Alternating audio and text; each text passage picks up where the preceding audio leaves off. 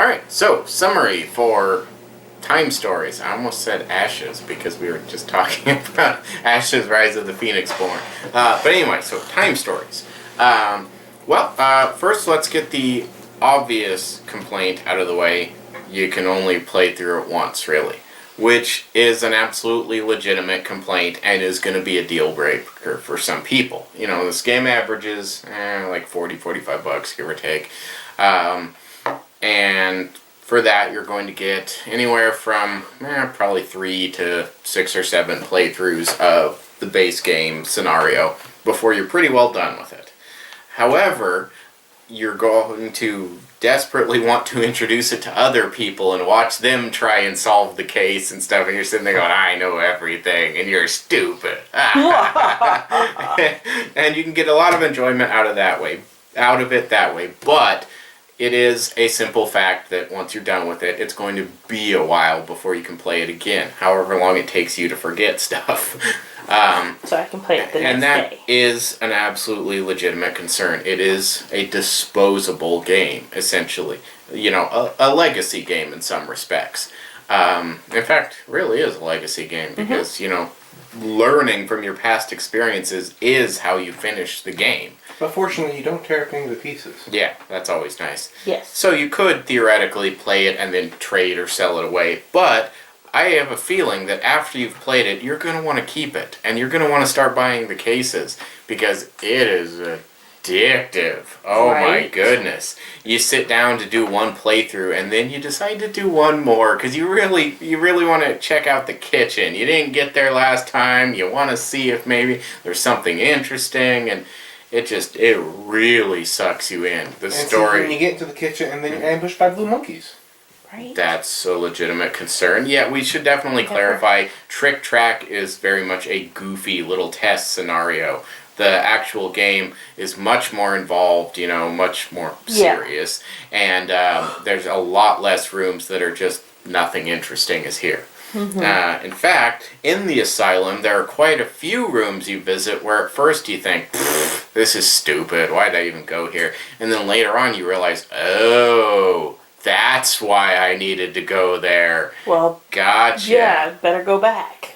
You know, you guys, I'm sure, know exactly what I'm talking about. That place in the first area. Yep. Yeah. I'm not going to say any more than that. We're very carefully avoiding spoilers.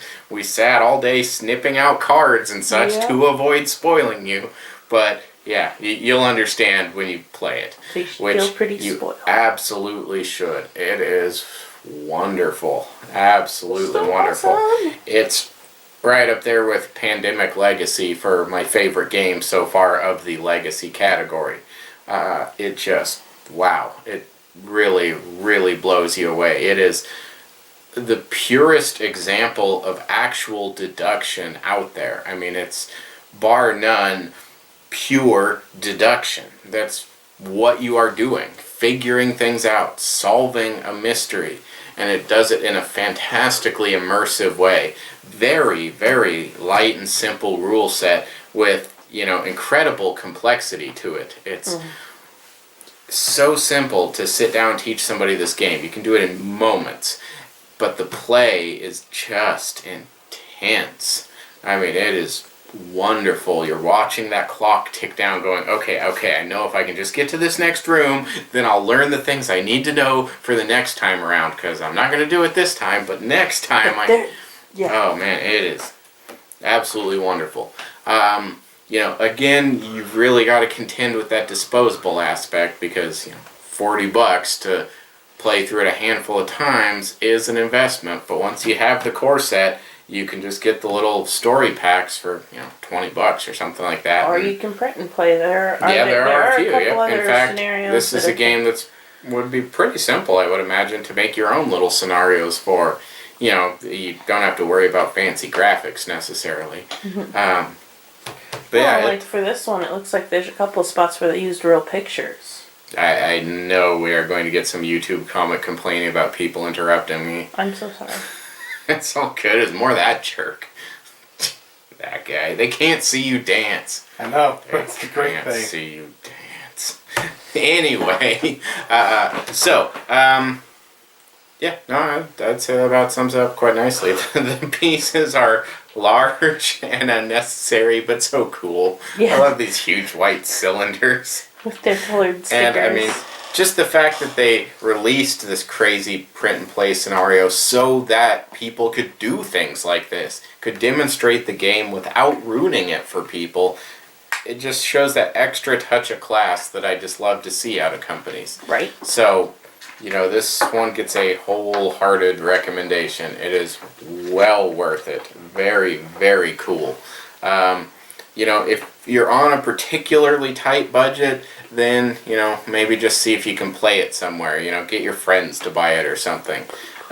Because, the disposable nature. But so worth the experience. Absolutely, absolutely wonderful. This is a great one to get non-gamers into too, because it really resembles more one of those, how to host a murder kind of things, that are more, socially acceptable to people than playing board games in a lot of cases. I mean, this isn't going to be a problem, in Europe for the most part, or things like that, where they're more, my understanding is they're more accepting of such things. But great one for non-gamers, because you can almost describe it more as just a social experience than a game, really. Though, I mean, of course it's a game. But Well, yeah. It's anyway, got, so that probably about sums it up. Hopefully the gameplay was useful to you guys, and maybe you enjoyed this blathering for some reason. I don't know. But, yeah, that about does it. So until next time, get off your computer and go play some more games.